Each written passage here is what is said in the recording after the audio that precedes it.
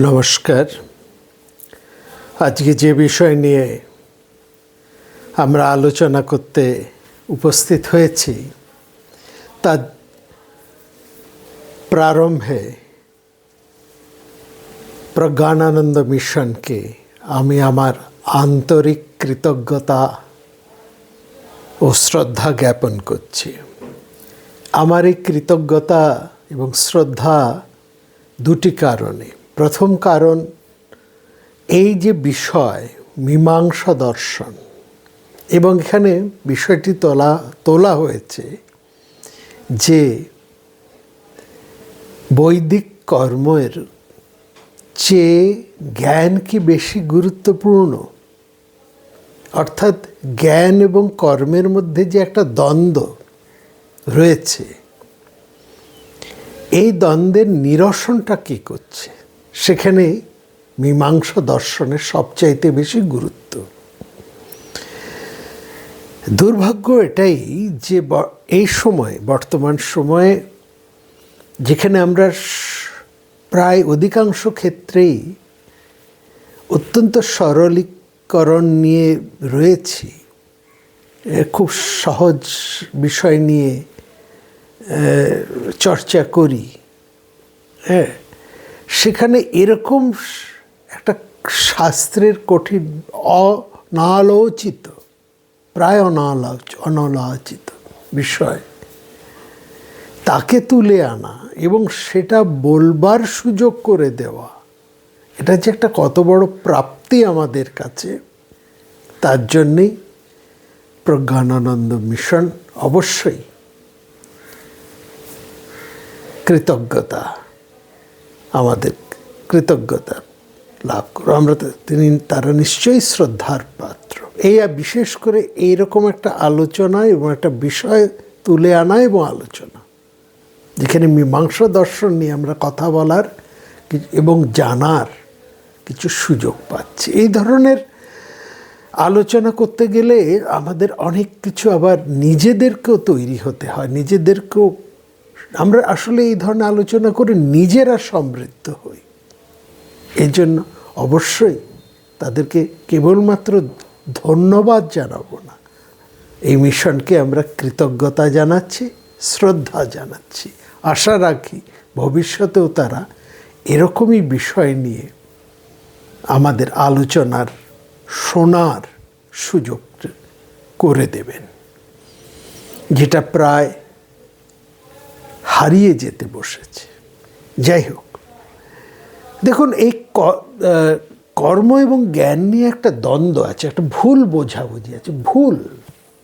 ভুল বোঝাবুঝি এই কারণেই বলবো, যেমন মহাভারতের একটা জায়গা থেকে আমি বলছি। মহাভারতে ধৃতরাষ্ট্র, তিনি মহর্ষি শরৎ সুজাতকে জিজ্ঞাসা করেছিলেন, যারা ত্রয়ী বেদকে আত্মস্থ করেছেন, অর্থাৎ ঋগ সাম যজু যারা জানেন, তিনি যদি কখনো কোনো অন্যায় কাজ করেন, তার সেই অন্যায় কাজ কি তার বন্ধনের কারণ হবে? শরৎ সুজাত সঙ্গে সঙ্গে বললেন, ত্রয়ীর জ্ঞান কখনোই তাকে মোক্ষ দান করবে না, কারণ এই 3 বেদ বিহিত কর্ম করলেও সে মায়াপাশ হতে মুক্ত হতে পারে না। বৈদিক কর্মচর্চা তাকে সুস্থ করবে, প্রমিত করবে, তাকে ধীমান করবে, তাকে সমৃদ্ধ করবে, কিন্তু হয়তো তাকে বিবেকবানও করবে, কিন্তু সম্পূর্ণ মোক্ষ দান করবে না। বৈদিক কর্ম মার্গ মায়াবদ্ধ জীবকে মুক্তির পথ দেখাতে পারে না। আর এটাও ঘটনা, 3 বেদকে সম্পূর্ণত কোনো মানুষের পক্ষে জানা সম্ভব নয়। কেউ জানতে পারে, 3 বেদই জেনেছি এমন মানুষ হতে পারে না। সমস্ত বেদের জ্ঞাতা কেউ নেই। যিনি বলেন আমি বেদ জানি, তিনি আসলে বেদব্য বস্তু, অর্থাৎ যা জানতে হবে তা তিনি জানেন না। না বেদিতা কশ্চিদস্তি, আসলে যিনি একমাত্র সত্যে প্রতিষ্ঠিত আছেন তিনি বেদ্য অর্থাৎ জ্ঞাতব্য বিষয়কে জানেন। সত্যে স্থিত যস্তু স বেদ বেদ্যম। এটা বোঝা গেল কেবলমাত্র বৈদিক কর্ম অনুসরণ করলে সেই সত্যকে জানা যায় না। তা কিভাবে এই সত্যকে জানা যায়? সনৎ সুজাত বলছেন তার জন্য তপস্যা করতে হবে, জ্ঞানের তপস্যা। তপস্যার পুণ্যে শরীর এবং মন সম্পূর্ণ নির্মল হলে এই প্রজ্ঞানের উদয় হয়। সেই জ্ঞানেই আত্মস্বরূপ ব্রহ্মের প্রকাশ ঘটে। একমাত্র জ্ঞানের দ্বারাই ব্রহ্মস্বরূপ আত্মার অর্থাৎ নিজের প্রকৃত পরিচয় যাওয়া যায়। ঠিক এখান থেকেই কিছু ভুল ধারণারও সৃষ্টি হয়। কীরকম? যে মুহূর্তে এখানে আমরা দেখলাম জ্ঞানের একটা গুরুত্ব দেওয়া হয়েছে কর্মের থেকে, তখনই আমাদের এই ধারণা একটা জন্মায় সাধারণে যে কর্মের থেকে জ্ঞান শ্রেষ্ঠ। নিশ্চয়ই কর্মের থেকে জ্ঞান শ্রেষ্ঠ, তা বলে কর্ম নিকৃষ্ট নয়।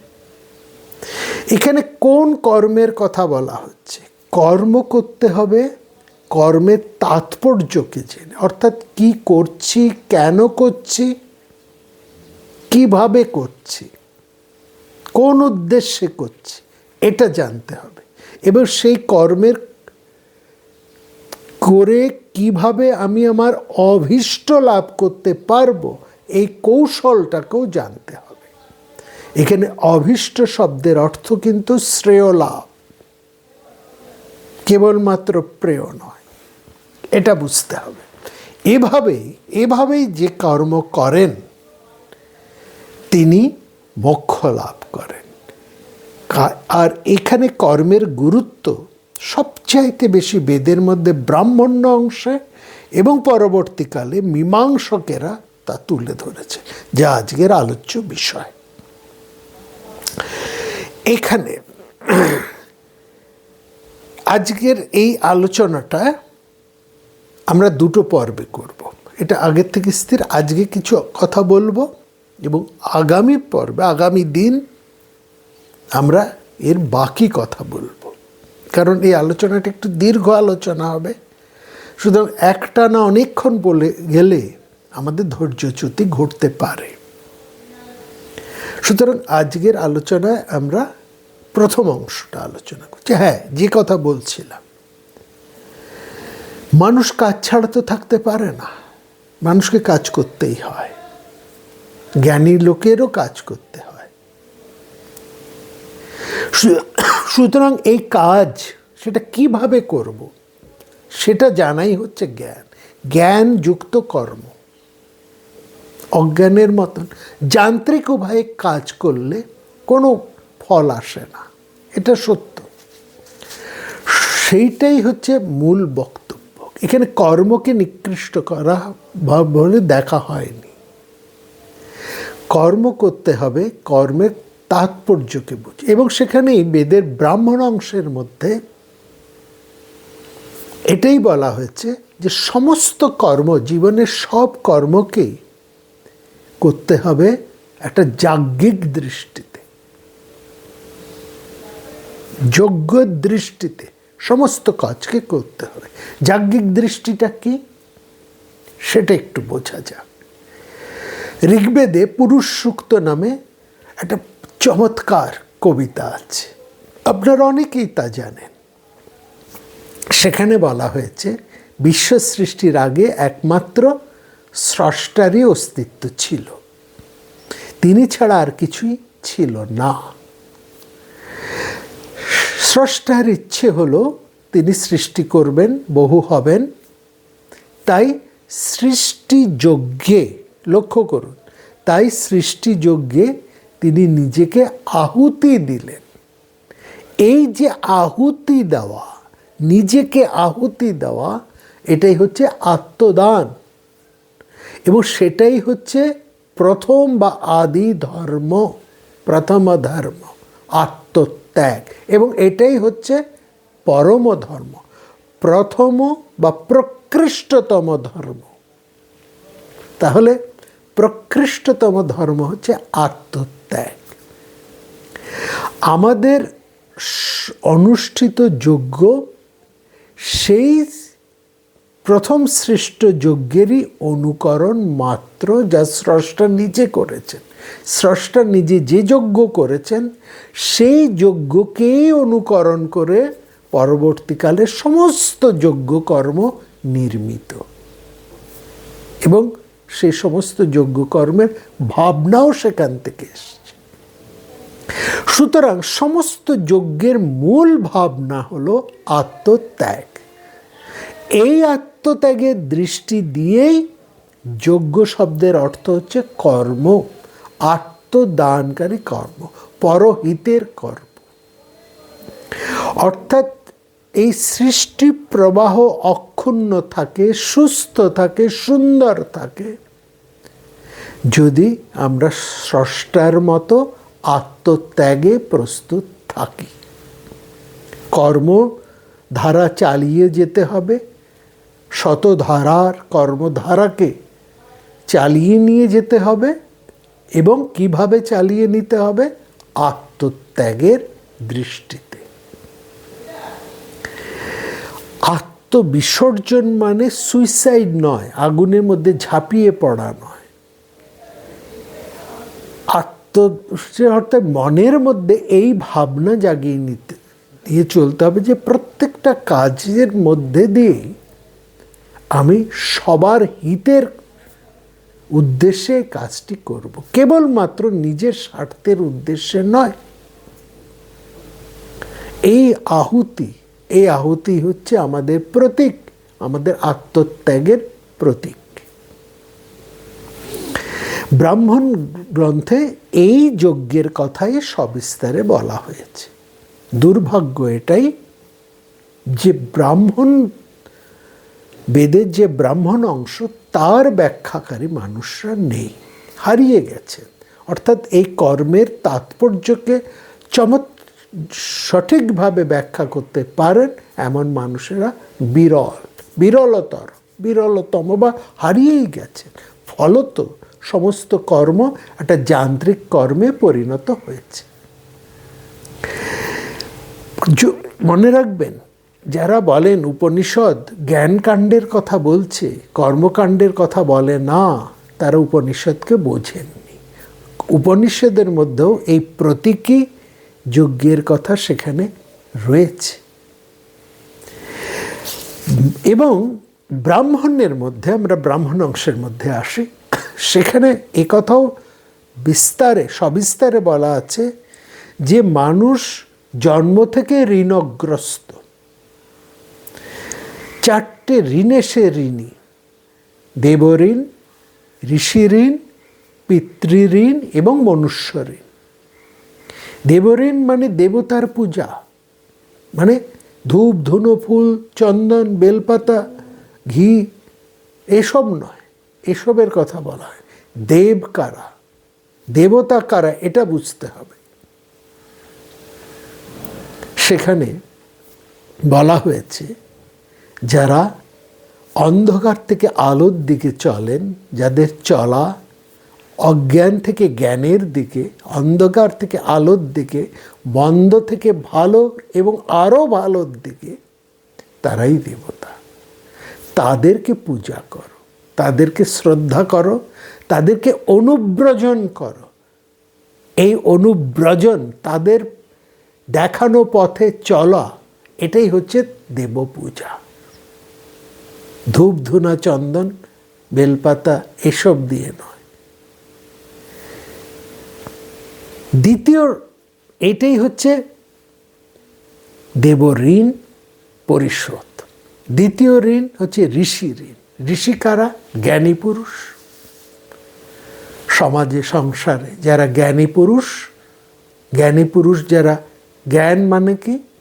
যারা চোখের পাওয়ার আমাদের থেকে বেশি, অর্থাৎ যারা অনেক দূর দেখতে পান, কি হতে পারে পরিণামকে যারা বুঝতে পারেন, সব কিছুরই তো একটা পরিণাম আছে, পরিণাম যারা বুঝতে পারেন, অনেক দূর যাদের দৃষ্টি, তারাই হচ্ছে ঋষি, যারা সবসময় চলেছেন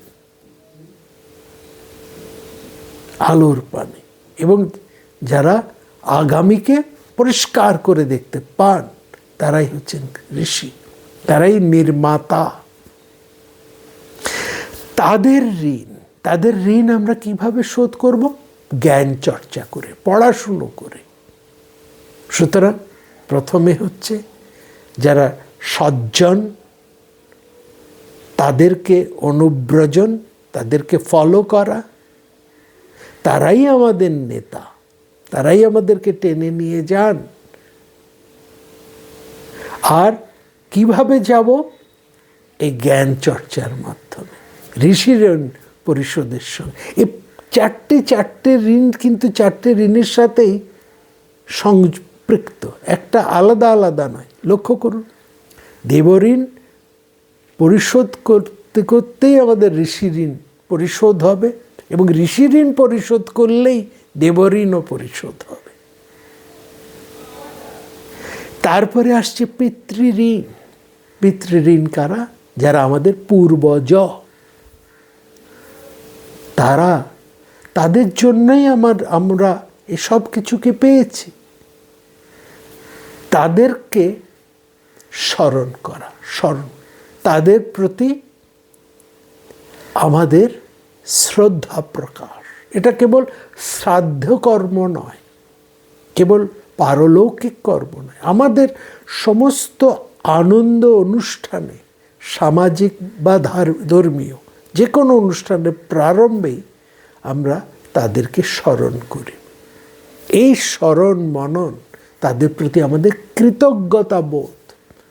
তোমরা ছিলে বলেই আমরা আজ এখানে বর্তমান, তোমরা এই রাস্তা নির্মাণ করে গেছো বলেই আমরা চলতে পাচ্ছি। এই যে কৃতজ্ঞতা বোধ, এই কৃতজ্ঞতা বোধই হচ্ছে পিতৃঋণ পরিশোধের উপায়। সুতরাং এই কৃতজ্ঞতা বোধের মধ্যে দিয়েও কিন্তু পড়াশুনোর ব্যাপারটা আসে, এবং সেখান থেকেই আমাদের দেবঋণটাও কিন্তু সংযুক্ত। এবং তারপরে আছে মনুষ্য ঋণ। এই বিশ্ব সংসারে যারা রয়েছেন, প্রত্যেকেই আমার আত্মার আত্মীয়। একই আত্মা সবার মধ্যে রয়েছে, সবার সাথে এই যে সম্প্রীতি বোধ, আত্মার আত্মীয়তা, এই যে বোধ, এইটাই হচ্ছে আমাদের মনুষ্য ঋণ। এবং এই অতিথি সেবা মধ্যে দিয়েই আমাদের এই মনুষ্য ঋণ। সুতরাং পূজা, পড়াশুনো, অন্নদান এবং অতিথি সেবা, এর মাধ্যমেই আমাদের চার ঋণ মুক্ত হতে হবে। এই চারটিই তো কর্ম, এই চারটি কর্ম করেই আমরা সেই আমাদের অভীষ্ট বা শ্রেয়কে আমরা লাভ করতে পারি। আরেক জায়গায় ভূত ঋণের কথাও বলা আছে। শুধুমাত্র মনুষ্য ঋণ নয়, তার সাথে আরেকটা যুক্ত হয়েছে ভূত ঋণ। মানে কেবল মানুষ নয়, এইসব বিশ্ব সংসারে যত প্রাণী আছে, ভূত ঋণ কথা বললে কিন্তু মনুষ্যও তার অন্তর্ভুক্ত হয়ে যায়। সুতরাং সমস্ত প্রাণী মাত্রেই আমার এই আত্মারই অংশ। সবার মধ্যেই আমি রয়েছি, সবাই আমার মধ্যে রয়েছে। এইটা কি করে? এই ঋণ শোধের মধ্যে দিয়ে লক্ষ্য করুন, আমরা প্রতিদিন বড় হয়ে উঠি, বৃহৎ হয়ে উঠি, আনন্দময় হয়ে উঠি। তাহলে আমরা কি দেখলাম? বৈদিক মতে কিন্তু মানুষকে বর্ন ফ্রি বলছে না, মুক্ত অবস্থায় মোটেই সে জন্মগ্রহণ করেনি। শুধু তাই নয়, আগুন জ্বালিয়ে যজ্ঞ নয়, জীবনের প্রতিটি কর্ম বেদের মতে যোগ্য ভাবনায় ভাবিত হয়ে করতে হবে। কোনো কর্মই তার কাছে তুচ্ছ নয়, কোনো কর্মই। যে কাজ করছে প্রত্যেকটা কাজকে যোগ্য ভাবনায় করতে হবে, এবং সেখানে কোনটা বড় কোনটা ছোট এরকম কোনো বিষয় সেখানে আসতে পারে না। এমনকি এই আহার, নিদ্রা, এমনকি মৈথুন কর্মকেও যোগ্য ভাবনার করতে বলা হয়েছে। আর মৃত্যু, সেটা জীবনের শেষ যজ্ঞ, অন্তিম ইষ্টি। এই জন্য দেখুন তার আরেক নাম অন্ত্যেষ্টি। এটা ইষ্টি শব্দের অর্থ যোগ্য। যোগ্য ভাবনায় জন্ম থেকে মৃত্যুর অন্তর্ভুক্ত সমস্ত কর্মই যোগ্য ভাবনায় ভাবিত হয়ে করতে পারছে। এবং যোগ্য ভাবনার মূলটাই হচ্ছে স্বার্থহীন হয়ে নিঃস্বার্থভাবে আত্মত্যাগের ভাবনায় উদ্বুদ্ধ হয়ে। এখানে তৈত্তরীয় আরণ্যক এর সেখানে কৃষ্ণ যজুর্বেদ নামে যে ব্রাহ্মণ অংশ রয়েছে তৈত্তরীয় আরণ্যকের মধ্যে, সেখানে বলা হচ্ছে যে ধর্মই হচ্ছে বিশ্বজগতের প্রতিষ্ঠা স্থল। ধর্মের মাধ্যমে আমাদের সমস্ত ক্লেদ, মলিনতা সব দূর হয়ে যায়। ধর্মে সব কিছু প্রতিষ্ঠিত, সর্বং ধর্মম প্রতিষ্ঠিতম। তাই ধর্ম হচ্ছে শ্রেষ্ঠ। বৃহদারণ্যক উপনিষদও বলা হচ্ছে ধর্ম হচ্ছে মঙ্গল স্বরূপ, ধর্মের উপরে কিছু নেই। ছান্দোগ্য উপনিষদ এই ধর্মকে আবার 3টে ভাগে ভাগ করে তার আচরণ করতে বলছে। কর্ম বলছে ধর্মের মাধ্যমে তুমি শ্রেয় লাভ করতে হলে এই কর্ম, এই আচরণগুলো করো। কি করো? যজ্ঞ, অধ্যয়ন ও দান, তপস্যা এবং ব্রহ্মচর্য। গুরুগৃহে বাস করে ব্রহ্মচর্য। এর মাধ্যমে এইভাবে যিনি জীবন অতিবাহিত করেন তিনি শ্রেয়কে, অভীষ্টকে, পুণ্যকে এবং আপন স্বরূপকে লাভ করেন। আপন স্বরূপ লাভই তো মোক্ষ লাভ। তো আসল কথা আমরা দেখছি বেদের ঋষিরা তারা পার্থিব জীবনকে কখনোই ছোট করে দেখেননি, হেয় করে দেখেননি। তারা নানা মন্ত্রেই দীর্ঘ আয়ু প্রার্থনা করেছেন, শতবর্ষ বাঁচার জন্য তারা প্রার্থনা করেছেন। হ্যাঁ, এবং নিজেদের সন্তানদেরও তারা শতায়ু কামনা করেছেন। ব্যাধির থেকে পরিত্রাণের জন্য তারা ঔষধের সন্ধান করেছেন। তা অথর্ববেদ সংহিতার মধ্যে আমরা পাচ্ছি। আসল কথা, ঋষিরা ছিলেন জীবন রসের রসিক, তারা জীবন বিমুখ ছিলেন না। তাই তারা ব্যক্তিগত জীবনে এবং সমাজ জীবনে সুস্থিত হবার জন্য, মঙ্গলের জন্য যেমন ধর্ম চাইতেন, তেমন চাইতেন পুরুষার্থের জন্য অর্থকেও, অর্থ ভাবনাও তারা করেছেন। ঋগ্বেদ সংহিতার মধ্যে ধন এই শব্দটি বহুবার সেখানে এসেছে, এবং বৈদিক অভিধান নির্ঘণ্ট সেখানে যদি ধনকে আপনারা দেখেন সেরকম ধনবাচী 28টি শব্দ আপনারা পাবেন। সুতরাং এবং সেখানে ধনবান ব্যক্তির কাছ থেকে ধন লাভ করে দাতার দানের প্রশংসা করা হয়েছে। এটা দানস্তুতি সেখানে ঋষিরাই করেছে। ধর্মের সাথে অর্থেরও প্রয়োজনকে তারা অস্বীকার করেননি। কাম মানে স্ত্রী পুরুষের পারস্পরিক সম্ভোগ মাত্র নয়, যে কোনো ধরনের বস্তুর কামনাই হচ্ছে, বা কোনো ভোগ্য বস্তুর ভোগই হচ্ছে কাম। এমনকি আয়ু, সৌন্দর্য, বিজয় এসবই কাম। রাজ্য লাভ, রাজ্য পরিচালনা, রাজ্য প্রতিষ্ঠা, সুস্থিরতা, সমাজের মধ্যে সুস্থিরতা, রাজ্যের মধ্যে স্থিরতা আনা, রাজ্যের সমৃদ্ধি সবই কামের অন্তর্ভুক্ত। এই সবের মধ্যে দিয়েই কিন্তু মোক্ষের ভাবনাটা এসেছে। সুতরাং এই সবটাই কিন্তু কর্ম ভাবনার সাথে ওতপ্রোতভাবে জড়িত। কিন্তু মূল কথা হচ্ছে যে কর্মই করো না কেন জেনে বুঝে করো। জ্ঞানযুক্ত হয়ে করো, অর্থাৎ যান্ত্রিকভাবে করো না। এটাই হচ্ছে মূল উদ্দেশ্য।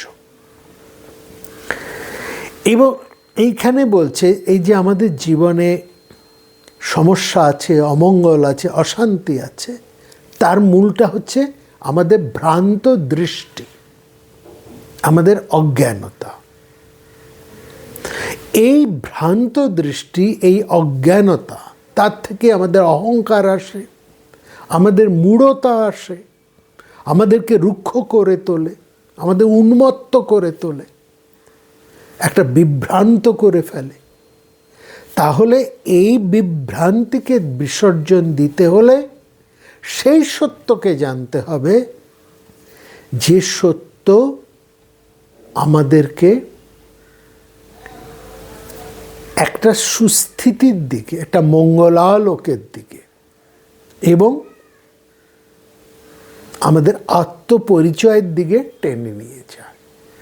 সেখানে কিন্তু একথা কখনোই বলা হয়নি কেবলমাত্র জ্ঞান চর্চা, কর্ম থেকে অবসর বা কর্মকে লঘু করে দেখার কথা একবারের জন্য সেখানে বলা হয়নি।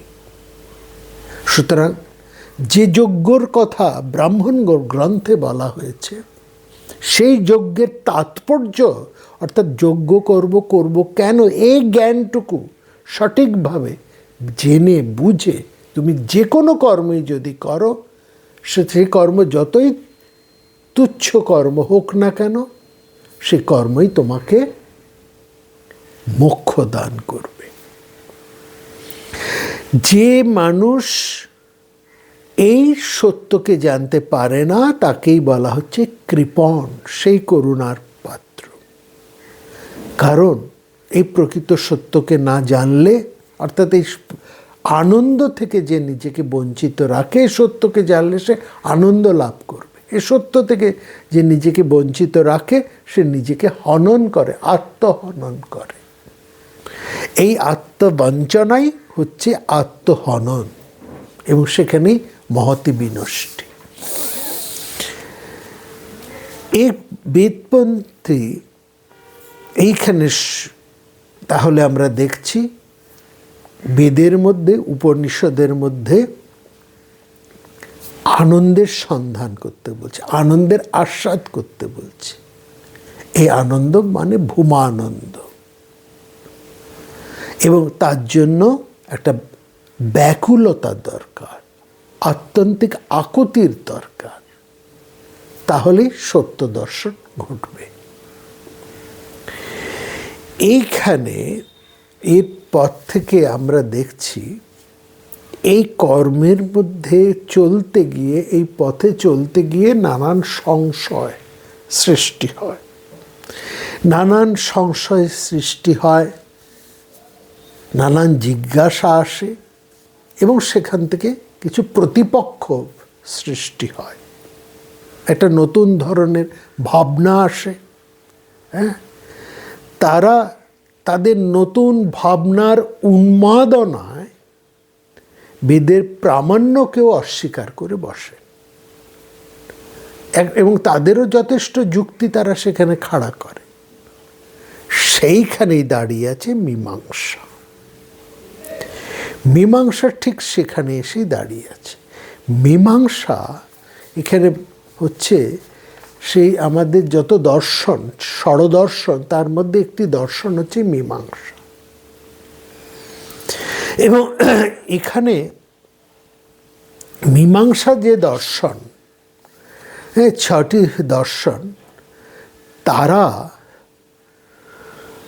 কিন্তু এই সংশয় থেকে আমাদেরকে রক্ষা করে।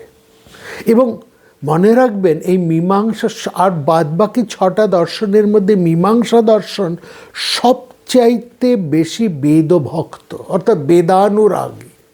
তারা বেদকে প্রধান প্রামাণ্য হিসেবে, বেদের শব্দকে, বেদ নয়, বেদের শব্দকে সবচাইতে বেশি প্রমাণ হিসেবে তারা ধরেন।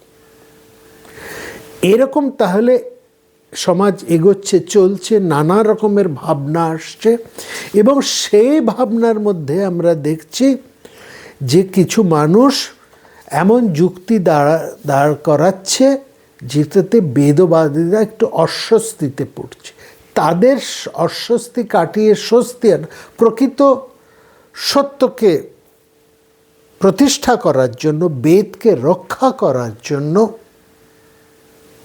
যে দর্শন এগিয়ে এলো তারা হচ্ছে মীমাংসা দর্শন।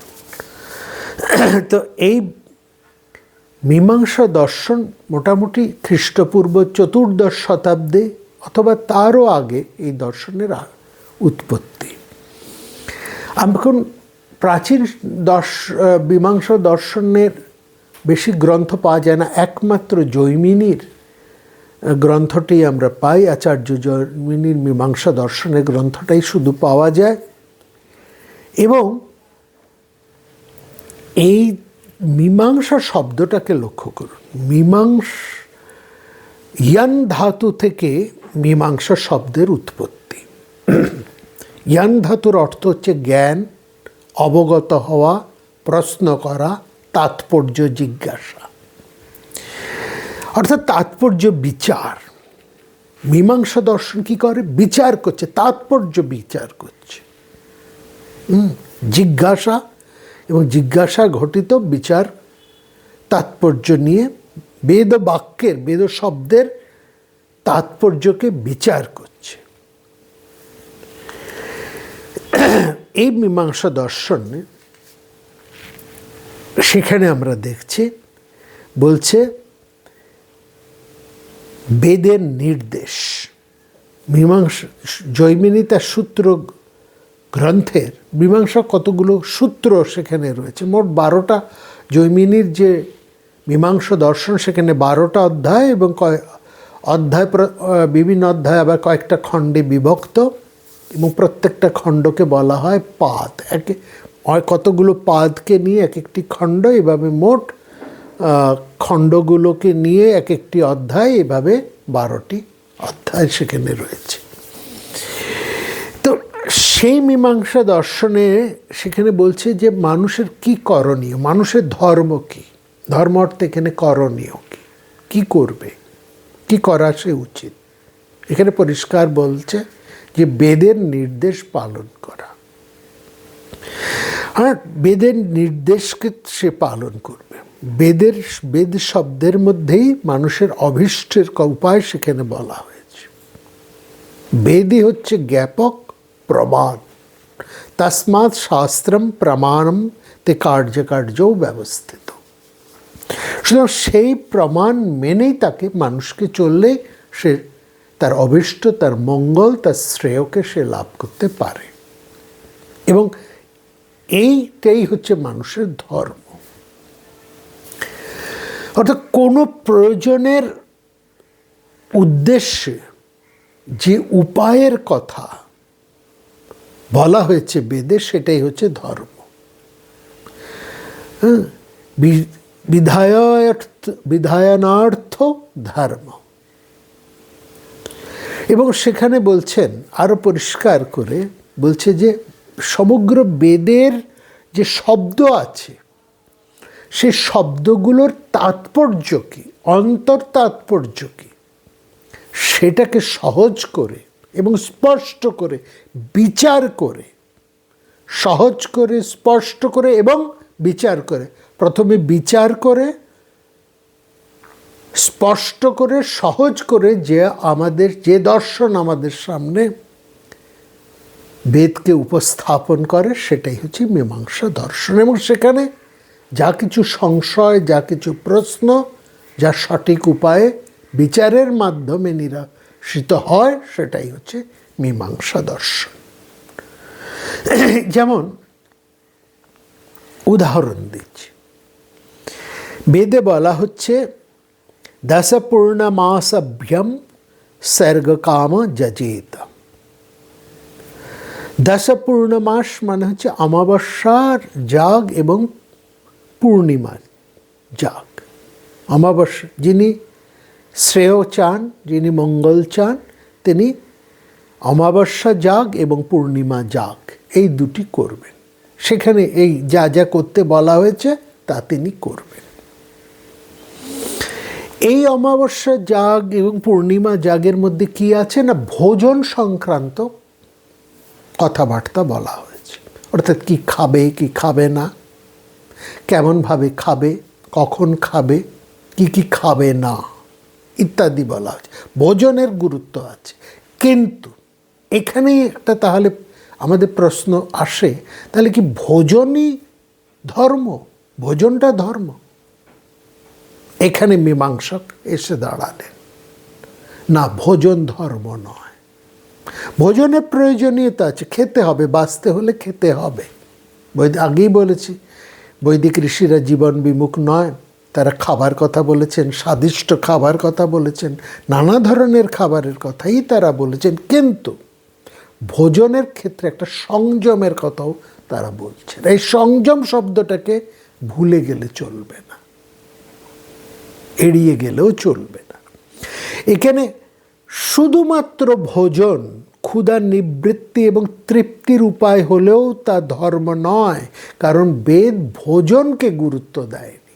কি খাবে, কতটুকু খাবে এবং কি খাবে না এবং কেমনভাবে খাবে, এটাকেই বলা হয়েছে। শুধুমাত্র খিদে আছে এবং খাবার প্রচুর আছে বলেই হামলে পড়ে খাবে, তা কিন্তু উদ্দেশ্য নয়। এইখানেই হচ্ছে মীমাংসার গুরুত্ব।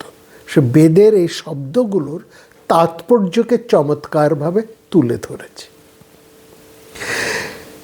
এমন বেদের মধ্যে শ্যান যোগের কথা আছে। শ্যান যোগ এর উদ্দেশ্য হচ্ছে শত্রুকে বধ করতে হবে, শত্রুকে বধ করতে হবে। এই যে কোনো আততায়ী, যে আততায়ী তাকে বধ করতে হবে ভালো থাকতে হলে, সুস্থ থাকতে হলে, বেঁচে থাকতে হলে আততায়ীকে বধ করতে হবে। কি সুতরাং এই যে আততায়ী বধ, এর মধ্যে কিন্তু হিংসা আছে।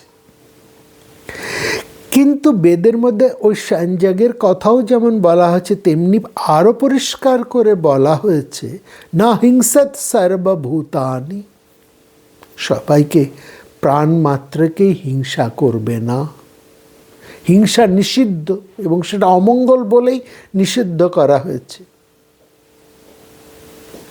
সুতরাং শত্রুবধ তোমাকে করতে হবে, তার মানে এটা নয় যে তুমি সব সময় হিংসা করে যাবে। হিংসাকে কিন্তু সমর্থন করে না। এখানে প্রশ্ন হতে পারে, হিংসা যদি পরোক্ষভাবে অমঙ্গলেরই কারণ হয়, তাহলে বেদের মধ্যে পশুযাগের কথা কেন বলা হয়েছে? এখানে তার উত্তরে মীমাংসকেরা বলছেন, এখানে মীমাংসার গুরুত্ব এরা বলছেন যে ক্রতু শব্দের অর্থ হচ্ছে যজ্ঞ। যজ্ঞার্থে পশু বধ হতে পারে, বহুজন হিতায় পশু বধ হতে পারে, আততায়ী বধ হতে পারে আত্মরক্ষার জন্য। এইটুকু হিংসা বৈধ। কিন্তু যদি তুমি স্বেচ্ছায় নিজের প্রীতির জন্য হিংসা করো, সেটা নিন্দিত। বেদ তাকে সমর্থন করে না। ক্রতুর্থ হতে পারে, পুরুষার্থে হিংসা নিষিদ্ধ। শাস্ত্র শত্রুবধে প্ররোচিত করে না, শত্রুবধের বিধানও দেয় না। আবার আসলে শত্রুবধের বিধান দেওয়ার কোনো প্রয়োজনই শাস্ত্রের নেই, কারণ শত্রুবধ করব কি করব না তাই নিয়ে মানুষ শাস্ত্রের নির্দেশের অপেক্ষাতেও থাকে না। তার নিজের যা স্বভাব, সেই প্রবৃত্তি অনুসারেই সে চলে। বেদ তাই অবিচার বা হিংসা বিধান করছে না, সে এমন বিধান দিচ্ছে যেটা বহুজনের হিতের জন্য প্রয়োজন, সেইটুকুরই বিধান দিচ্ছে। সুতরাং সাঞ্জগকে কিন্তু মঙ্গল কর্ম বলেও কিন্তু বেদ স্বীকার করছে না। আসল কথা, বেদে যদি কোনো এক জায়গায় অমঙ্গলজনক কোনো কর্মের বিধান করে, এটা ভালো করে জানবেন, মীমাংসা দর্শন এটা খুব পরিষ্কার করে দিয়েছে। বেদে কোনো জায়গায় যদি অমঙ্গলজনক কোনো কাজের বিধান উচ্চারণ করে অন্যত্র তা নিষেধ করে, তাহলে কর্মটি অমঙ্গলজনক। সেখানে বাপু সাবধান হয়ে সেই কর্মের সাধন করবে বা করবে না। সে কর্ম কোথায় করবে, কেন করবে, কতটুকু করবে, ভেবে করবে।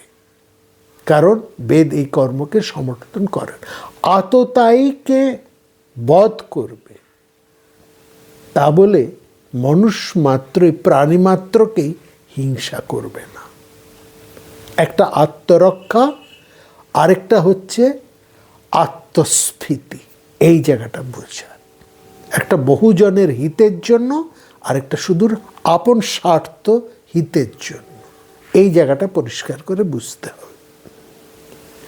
অর্থাৎ এখানে বেদের মধ্যে যে বক্তব্য রয়েছে, সেই বক্তব্যকে কিন্তু মীমাংসা পরিষ্কার করে তার তাৎপর্য নির্ণয় করে দিচ্ছে। জৈমিনী সূত্র গ্রন্থের প্রথম সূত্র হচ্ছে অথাত ধর্ম জিজ্ঞাসা। অর্থাৎ বেদের অর্থ জানা তোমার কর্তব্য। এখানে এই ধর্ম হচ্ছে তোমার কর্তব্য। এখানে ধর্ম অর্থে কর্তব্যকে ধরেছে। বেদের অর্থ জানা তোমার কর্তব্য। এইটাই, এই অর্থ তোমার নিজের কর্তব্য কর্ম কি, এটা জানার জন্যেই তোমার ওই ব্রহ্মচর্য পালন করে গুরুগৃহের শিক্ষা লাভ। সারা জীবনের কর্তব্য কর্মটি কি, কেমনভাবে সেটি সম্পাদন করবে, এই কৌশল, এই কর্তব্য কর্ম শিক্ষাই হচ্ছে ব্রহ্মচর্যের শিক্ষা। এবং এখানেই অথাত ধর্ম জিজ্ঞাসার এই অর্থ। এখানে অথাত ধর্ম জিজ্ঞাসা এবং অথাত অধর্ম জিজ্ঞাসা, এই দুটোই কিন্তু রয়েছে। অর্থাৎ বেদ শিক্ষার সঙ্গে সঙ্গে ধর্মকেও যেমন জানবে, অধর্মকেও তুমি জানবে। এখানেই মীমাংসা দর্শন এসে বলছে, বেদের মধ্যে যেমন ধর্মের কথা এবং অধর্মের কথা, দুটি কথাই বলা হয়েছে। সুতরাং মীমাংসা দর্শন কোনটি ধর্ম তার আলোচনাও যেমন তার লক্ষ্য, তেমনি কোনটা অধর্ম, কোনটা অমঙ্গলজনক তার নিষ্পত্তিও তার লক্ষ্য। সুতরাং এই দুটিরই, ধর্ম এবং অধর্মের দুটিরই বিচার এবং বিশ্লেষণ মীমাংসা দর্শনে করা হয়েছে। অর্থাৎ প্রবর্তনা ও নিবর্তনা, প্রবৃত্তি ও নিবৃত্তি, দুইয়ের কথাই যেমন বেদে আছে, মীমাংসা দর্শনের আলোচ্য বিষয়ও তাই। মীমাংসার মধ্যে অভীষ্ট হচ্ছে যা তোমার শ্রেয় লাভ, যা তোমার পক্ষে শ্রেয়, প্রেয় নয়, শ্রেয়, সেটাই হচ্ছে মীমাংসার মধ্যে তোমার অভীষ্ট। তার লাভের জন্য যে কর্ম করে তুমি অভীষ্ট লাভ করবে, সেই কর্মই তোমার ধর্ম। এখানে এবং এই ক্ষেত্রে মীমাংসা একমাত্র বেদকেই প্রমাণ হিসেবে ধরেছে, আর অন্য কিছু প্রমাণ নয়। বলছে এমনকি প্রমাণ হিসেবে প্রত্যক্ষ জ্ঞানকেও কিন্তু মীমাংসা প্রমাণ হিসেবে গ্রাহ্য করছে না। প্রত্যক্ষ জ্ঞানকেও সেখানে অচল বলছে। অর্থাৎ বেদের মধ্যে যা আছে, বেদ শব্দের মধ্যে যা আছে, শব্দের গুরুত্ব এখানে বলছে। কারণ মীমাংসা দর্শন প্রথম বলছে শব্দ হচ্ছে নিত্য, শব্দ হচ্ছে নিত্য, সেখানে প্রমাণ কিন্তু নিত্য নয়। সুতরাং প্রমাণ হচ্ছে বৈদিক শব্দ রাশি। মীমাংসা মতে প্রমাণ একমাত্র বৈদিক শব্দ রাশি। বিরুদ্ধ পক্ষ বলছেন ধর্ম তো সবই প্রমাণের উপরে নির্ভর করে। এই প্রমাণকে যদি স্বীকার না করো, প্রমাণকে যদি অযোগ্য বলা হয়, তাহলে শব্দেরকে কীভাবে ধরবে? শব্দই কি নিত্য? শব্দের মধ্যেও তো অনিত্যতা রয়েছে। হ্যাঁ, সুতরাং বেদ তো বলা হচ্ছে, বেদ তো অপৌরুষেয়, সে বেদকে তো কোনো প্রমাণের মধ্যে দিয়ে সেখানে ধরা হয়নি, কত কিছু শব্দ আছে মাত্র, এবং সেটা কোনো আপ্ত ব্যক্তির উক্তিও নয়, বৈদিক সপ্তরাশির দ্বারা যা ব্যক্ত করা হয়েছে তাই সেখানে আছে, এবং সেটা তো অপ্রামাণিক। ধর্মাধর্মে তাহলে বেদ কি করে প্রমাণ হতে পারে? বিরুদ্ধ পক্ষেরা এই কথা বলছে। মীমাংসকরা তার উত্তরে বলছেন যে দেখো, যথার্থ অনুভবের কারণ হিসেবে যতগুলো প্রমাণ আছে তার মধ্যে শব্দ একটি। সেই জন্য বৈদিক শব্দ রাশি সেই অর্থেই প্রমাণ। আগুন উদাহরণ দিয়ে মীমাংসকেরা বলছেন, আগুন যেমন তার আগুনের সাথে তার দাহিকা শক্তি যেমন অবিচ্ছিন্নভাবে থাকে, আগুন উৎপত্তির সঙ্গে সঙ্গেই তার দাহিকা শক্তি থাকে। আগে আগুন এলো, তারপর তার দাহিকা শক্তি এলো, এমন তো নয়। দাহিকা শক্তিকে মানে আগুনের দহন শক্তিকে আগুনের থেকে আলাদা করা যায় না, সে তার প্রামাণ্য শক্তি নিয়েই জন্মায়। প্রমাণের জন্য আরেকটা প্রমাণের মুখাপেক্ষী হয়ে থাকতে হয় না, সেরকম শব্দ তার নিজের প্রামাণ্য নিয়েই আবির্ভূত হয় বা বর্তমান থাকে। এই জন্য কোনো রকম আপ্তবাক্যের সেখানে প্রয়োজন হয় না। তখন প্রশ্ন হলো, আচ্ছা তাহলে সব বাক্যই কি প্রমাণ? হ্যাঁ, সব বাক্যই প্রমাণ। যদি সব বাক্য প্রমাণ না হয়, তাহলে যে বাক্য প্রমাণ নয় তা অন্যের দ্বারা খণ্ডিত হয়ে যায়। যে বাক্য সঠিক বাক্য নয়, যে কথা ঠিক নয়, সেই কথা অন্যের যুক্তির দ্বারা খণ্ডিত হয়ে যায়। কারো বাক্য, কারো কথা ভ্রম হতে পারে, ভুল হতে পারে, প্রমাদ হতে পারে, প্রমাদ বাক্য সে বলতে পারে। ইন্দ্রিয়ের দুর্বলতার প্রভৃতি কারণে সেই কথা দুষ্ট বা হতে পারে, মানে দুষ্ট উদ্দেশ্য প্রণোদিত কোনো কথা হতে পারে। কাউকে প্রবঞ্চনার ইচ্ছে তার সেই কথার মধ্যে থাকতে পারে, তাহলে সেই কথা কিন্তু অপ্রমাণ হয়ে যায়। কিন্তু বেদের মধ্যে যে শব্দ আছে, যে কথা আছে, সেটা তো কারো কোনো মানুষের কথা নয়, সুতরাং তার তো কোনো কর্তা নেই, তার এই কর্মগত কোনো দোষও তার মধ্যে নেই। যদি কোনো মানুষ কোনো কথা বলে, প্রথম মীমাংসক বললে হ্যাঁ, কথা মাত্রেই, শব্দ মাত্রেই, কথা মাত্রেই প্রমাণ। তবে সেই সবার কথাই যে প্রমাণ হবে তা নয়। এখানে কথা কে বলছে? বলছে একজন মানুষ, একজন ব্যক্তি কথা বলছে। সে সবসময় সঠিক কথা নাও বলতে পারে, সে ভ্রমবশত বলতে পারে, প্রমাদবশত বলতে পারে, ইন্দ্রিয়ের দুর্বলতাবশত সে কোনো কথা বলতে পারে, আবার সে ব্যক্তিগত কোনো স্বার্থ চরিতার্থ করার জন্য, প্রবঞ্চনা করার জন্য, অন্য কাউকে ঠকানোর জন্য সে কথা বলতে পারে।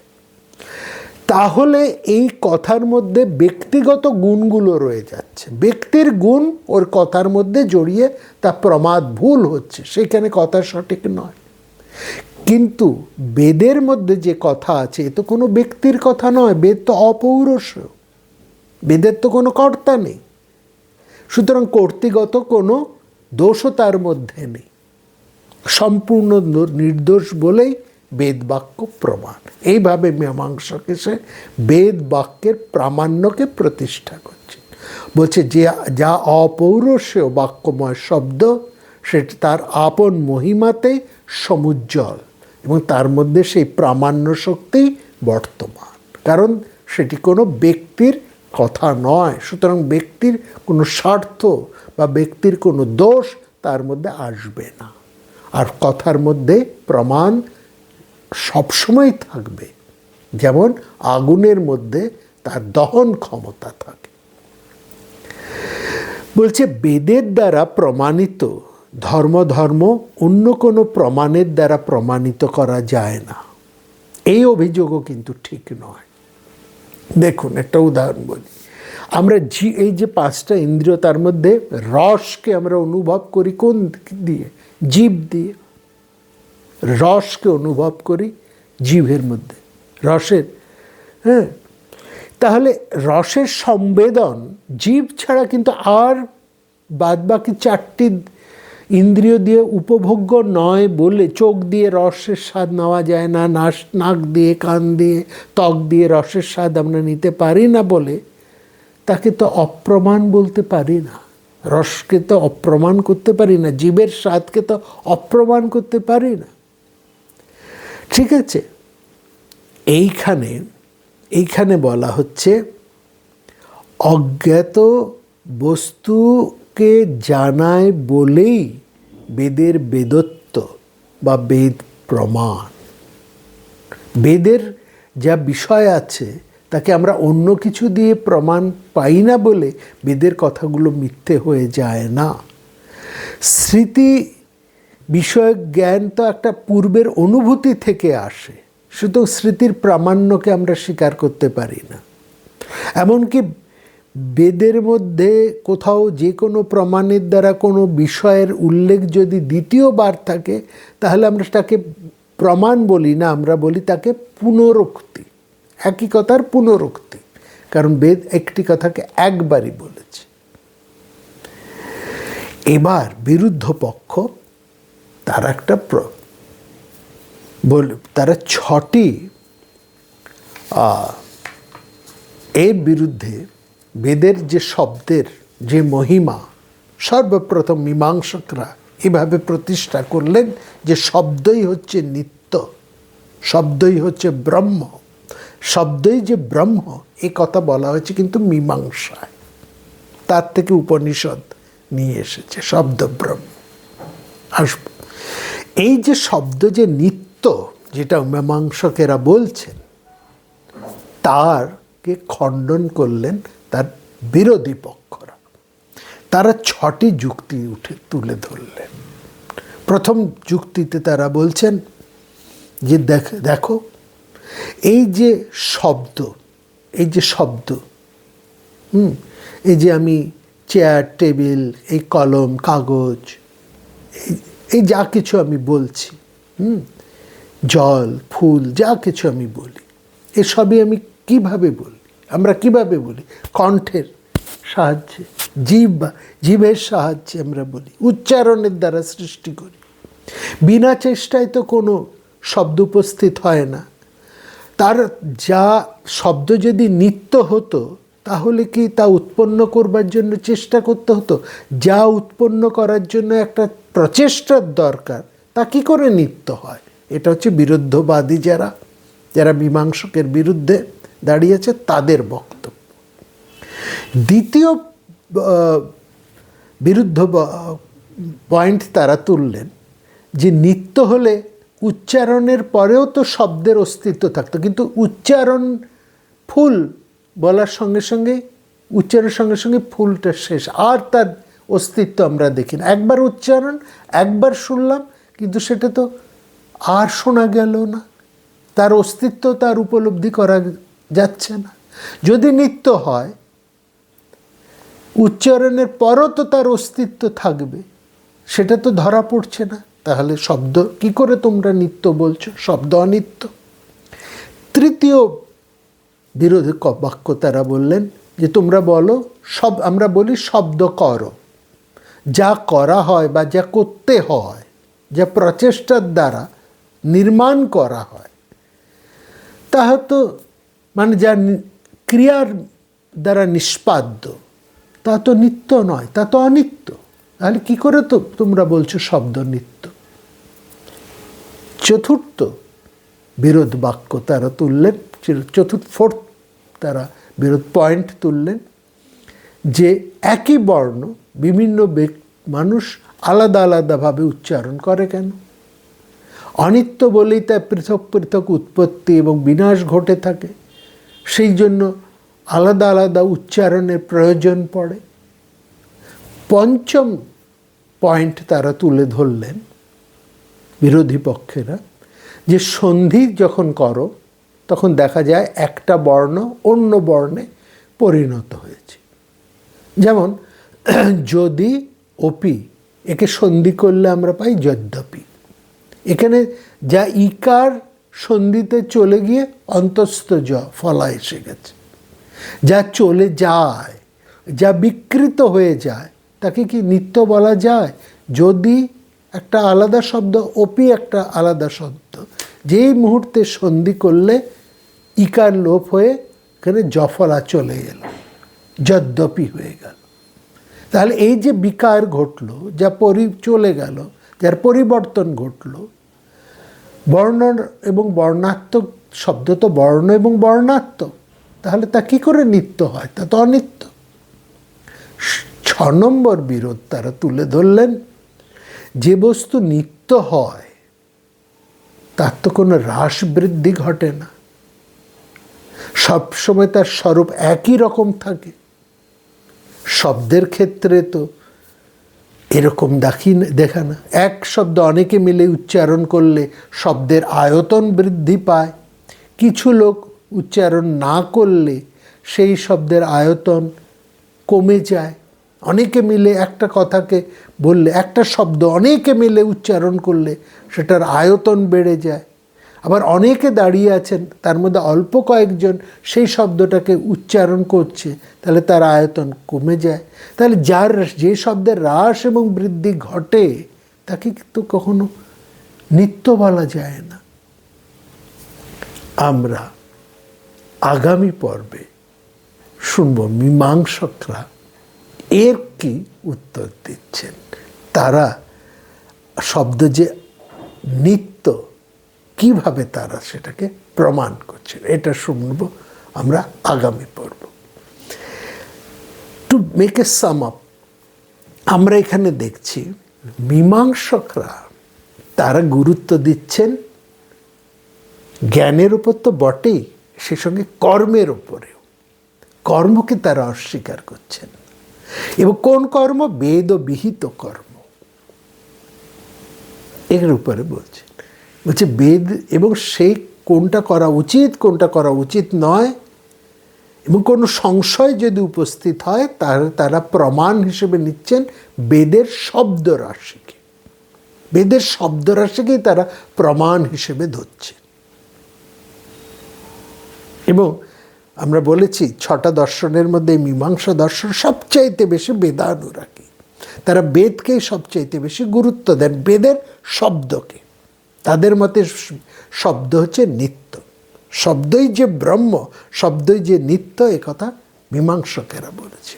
কিন্তু সেখানে বেদ বিরোধী মানুষেরা রয়েছেন, তারা মীমাংসকেরদের প্রতিপক্ষে রয়ে গেছে। তাদের যুক্তি, আজকে 6টা যুক্তি আমরা এখানে শুনলাম, যারা শব্দকে নিত্য বলতে রাজি নয়। কেন নিত্য নয়? তারা এই 6টি কারণ দেখিয়েছে। এই 6টি কারণের উত্তর কি দেন সেটা আমরা শুনবো আগামী পর্বে। এই যে আলোচনা মীমাংসক মানে বেদপক্ষীয় মীমাংসক এবং বেদ বিরোধী, এই আলোচনাটি অনুষ্ঠিত হয়েছিল জনকের সভায়। জনক নিজে একজন পূর্ণজ্ঞানী, কিন্তু তিনি কি করতেন? সব ধরনের মানুষকে, সমস্ত মতকেই তিনি সম্মান দিতেন এবং সমস্ত মতকেই তিনি শুনতেন এবং পরস্পরের মধ্যে একটা তর্ক লাগিয়ে তাদের সারবত্তাকে বোঝার চেষ্টা করতেন। তার থেকে কোনটি প্রামাণ্য সেটি তুলে আনার চেষ্টা করতেন। এই আলোচনার একটা পূর্বাভাস বা একটা কথা কিন্তু শান্তি পর্বের মধ্যে রয়েছে। সেই শান্তির পর্বের মধ্যে রয়েছে সেটার খানিকটা অংশে। আমরা সেটাকে এই দুটি এই পর্বের মধ্যে তাকে একটু বিস্তার করে আলোচনা করছি। আগামী পর্বে আমরা শুনব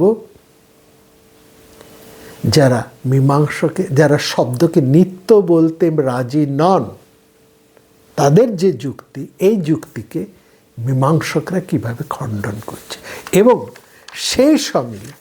সেই সঙ্গে আমরা এটাও দেখব আগামী পর্বে যে ধর্মকে মীমাংসকেরা কিভাবে ব্যাখ্যা করছেন এবং এই ধর্মের মধ্যে দিয়ে তারা যে শব্দকে নিত্য, শব্দের অর্থকেও তারা নিত্য বলছেন, এবং সেখান থেকে তারা পুরুষার্থের মধ্যে কিভাবে আসছেন এবং কিভাবে